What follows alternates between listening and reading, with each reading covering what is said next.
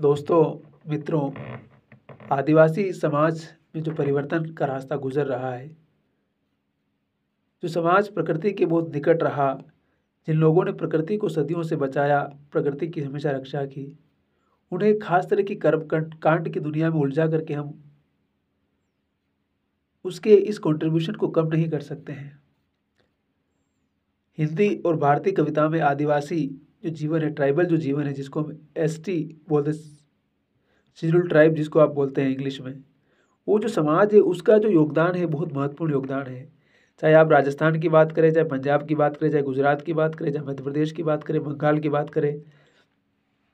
ये जो पूरा इलाका है यहाँ पे बहुत सारे आदिवासी लोग रहते हैं। या छत्तीसगढ़ की बात करें, आप जानते हैं वहाँ पर किस प्रकार से माओवाद से लेकर तमाम तरह की विचारधाराएं चल रही है। उस बीच या जो जो जो सोसाइटी, वो लोग जो कि मतलब जिन्हें आदिवासी जो आज कह सकते हैं कि आधुनिकता से आज भी इतने परिचित नहीं है,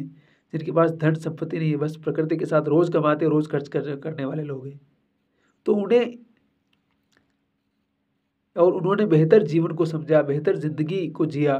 तो उस धन के महत्व को कहीं न कहीं उन्होंने उस तरह से नहीं आँका जिस तरह से कैपिटलिस्ट पूंजीवादी समाज नापता है। तो उस समाज को समझने के लिए उस आदिवासी समाज की ज़िंदगी से हम क्या सीख सकते हैं, और आदिवासी जो साहित्य है हमारे बीच,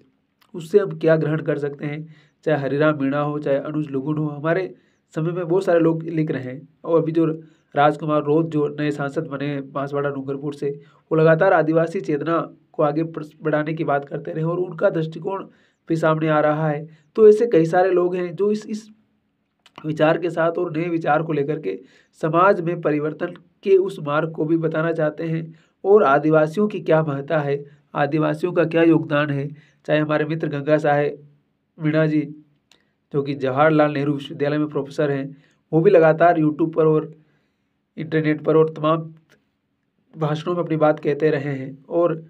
लगातार लिखते रहते हैं, लगातार बोलते रहते हैं, टीवी पर भी आते हैं और सोशल मीडिया में लगातार सक्रिय रहते हैं। तो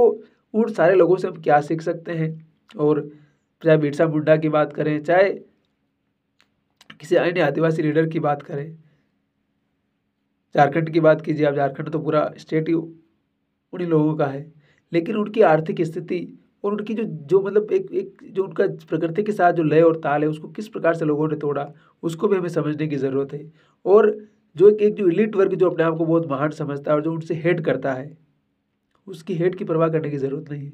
क्योंकि सबका अपना कंट्रीब्यूशन है और उस कंट्रीब्यूशन को हम नकार नहीं सकते हैं। उसको उसकी महत्ता को समझने की आवश्यकता है हमें। हंसते रहिए, मुस्कुराते रहिए, पढ़ते रहिए, लिखते रहिए और आबाद रहिए। आज के लिए इतना ही, और हमारे साथ जुड़े रहिए।